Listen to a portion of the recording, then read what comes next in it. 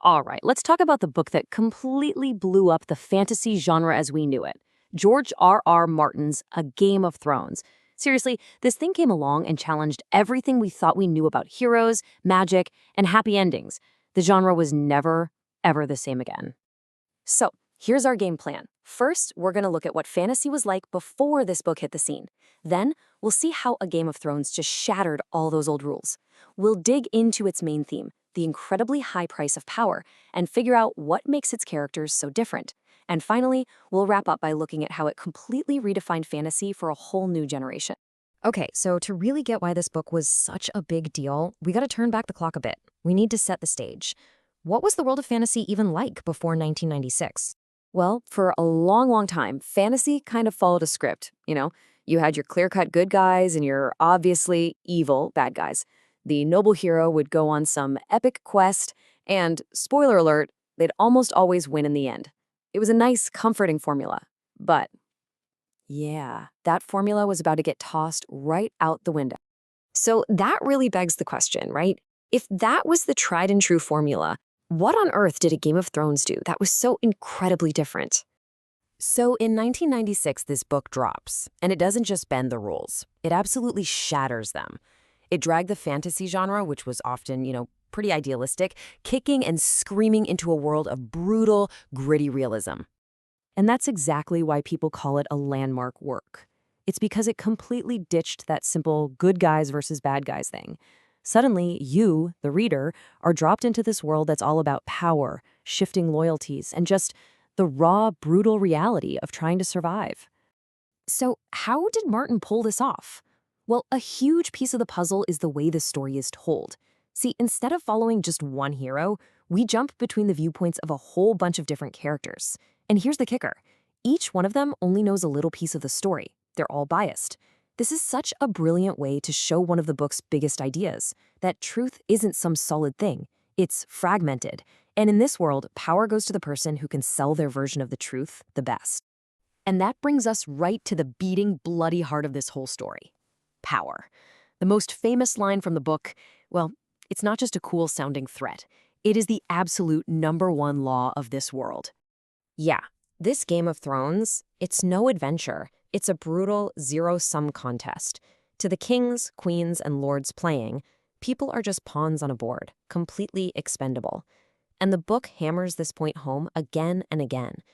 Being honorable doesn't mean you're going to win. In fact, it's probably going to get you killed. And if you need proof, look no further than Eddard Stark. I mean, this guy is the classic fantasy hero, right? He's honorable, he's loyal, he does the right thing. But in Westeros, those are the exact qualities that seal his fate. His story is a punch to the gut, a brutal lesson that in this world, playing by the old hero's rulebook is a death sentence. When you look at it, the real tragedy of Westeros is that everyone's priorities are completely messed up. You've got human ambition, all the backstabbing for the throne, at an all-time high. Personal honor, that's way, way down on the list. And what's being completely ignored? Oh, just this massive world-ending threat building up in the north. It's the ultimate irony. They're all so busy fighting over who gets to be king that they don't even see the real enemy that could wipe them all out. So all of this complex, messy stuff, it's all carried on the shoulders of the characters. And let me tell you, these are not characters you can slap a simple label on. There's a great quote that says Martin's characters are richly developed and deeply flawed, and that just hits the nail on the head. You're not getting perfect heroes or, villains who just twirl their mustaches for no reason. You get people, real, messy people driven by desires that we can actually recognize, even when those desires conflict with each other. And the book just loves to take those classic fantasy archetypes and flip them on their head. Take Tyrion. He's supposed to be the outcast, right? But he's easily the smartest, most empathetic character in the whole story. Or Cersei. She's not just some evil queen. She's a terrifying but understandable product of an absolutely brutal political machine. And then there's Jaime, the villain knight who makes you question everything you thought you knew about what makes a hero or a villain. Okay, so we've got these complex themes, we've got these groundbreaking characters, but what's the glue that holds it all together and makes it feel so real?